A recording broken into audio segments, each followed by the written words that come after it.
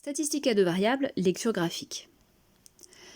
Donc on avait précédemment réalisé le nuage de points, prolongé la droite. On a vu qu'on avait deux façons de faire des prévisions, soit par le calcul, soit graphiquement. Donc dans cette vidéo, on va faire graphiquement, mais un petit peu avant, on va voir comment un petit peu grossir cette formule d'équation, parce que quelquefois, elle n'est pas très lisible.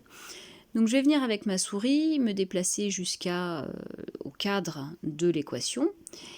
Et puis, comme n'importe quel texte, une fois que ce cadre est sélectionné, je vais venir dans Accueil pour changer la taille de la police. Et puis ici, par exemple, j'ai choisi 18. Donc là, l'équation est totalement lisible. On va voir maintenant comment résoudre par le calcul en faisant une lecture graphique. Si on s'intéresse par exemple à déterminer le nombre de gardes à vue en 2020, on avait vu dans une vidéo précédente que 2020, ça correspondait au rang 17. Il ne va plus nous rester qu'à faire la lecture graphique. Donc je regarde mon axe, ici entre notre valeur qui nous intéresse, c'est-à-dire le 17, il est entre le 16 et le 18, mais là on voit bien qu'il nous manque des traits verticaux, donc il nous manque du quadrillage pour pouvoir bien lire. Dans Excel, quand on veut modifier quelque chose, quand on veut ajouter des éléments, on va venir cliquer droit sur l'objet concerné. Donc ici, c'est notre axe qui n'est pas assez quadrillé. Donc on va venir cliquer droit sur cet axe et puis on nous propose certaines choses. Donc on va commencer par le quadrillage principal déjà. Donc on va venir cliquer là pour faire apparaître des lignes.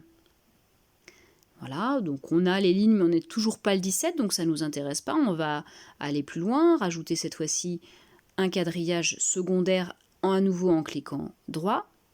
Donc on clique sur quadrillage secondaire. Et puis là, on voit que ce n'est pas tout à fait le quadrillage secondaire qu'on espérait, puisqu'on a 5 graduations. Le 17 est exactement entre le 16 et le 18, donc on aurait plutôt aimé une seule graduation, ou en tout cas un nombre pair de graduation, afin de repérer clairement le milieu. Là, on n'a aucun trait sur le milieu, sur le 17. Donc, ce qui ne nous plaît pas, c'est à nouveau cet axe-là, le quadrillage secondaire. Donc on va venir encore cliquer gauche pour cette fois-ci aller chercher la mise en forme de l'axe, puisque c'est l'axe qui nous pose problème. Donc on sélectionne mise en forme de l'axe, et puis on voit que l'unité secondaire c'est 0,4. En effet, ça ne nous convient pas, nous on voudrait qu'il y ait une unité secondaire tous les une unité en fait, tous les 1, tous les rangs. Donc je vais venir avec ma souris, me positionner sur fixe, puisque là c'est en automatique et donc je n'ai pas la possibilité de modifier. Une fois que j'ai cliqué sur fixe, je vais pouvoir modifier la valeur de l'unité secondaire. Donc là je vais venir mettre 1, et puis je peux fermer ma fenêtre, et à ce moment-là on voit bien qu'on a le quadrillage qu'on souhaitait. Donc là pour repérer mon 17 c'est bien plus facile, je vais pouvoir lire graphiquement le nombre de gardes à vue en 2020 pour le rang 17. Donc là, très bien. Par contre, c'est sur le quadrillage horizontal maintenant que ça va me poser problème, puisque je vois que c'est au-dessus de 900, mais je ne sais pas précisément combien c'est. Donc comme précédemment, je vais venir cliquer droit pour faire apparaître un quadrillage supplémentaire. Donc je vais venir ici rajouter le quadrillage secondaire. Mon quadrillage secondaire est positionné, je vais maintenant lire graphiquement, donc je pars de mon 17, je rencontre la droite, et puis je vais lire horizontalement à quoi ça correspond. Donc ici on voit que c'est entre 900 et 1000, mais on ne voit pas précisément, donc on va venir regarder ça un peu plus en gros plan.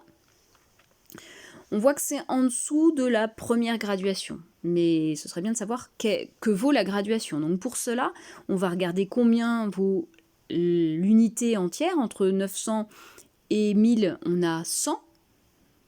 Et ce 100, il est partagé en 5 graduations. Donc je vais faire 100 divisé par 5 pour savoir combien il y a pour chaque graduation. Ça me fait 20, ça veut dire que ça fait 900, 920, 940, 960, 980, etc. Ce qui nous donne quelque chose à peu près un peu au-dessus de 910, en dessous de 920, donc on pourrait estimer par lecture graphique que la valeur c'est 915.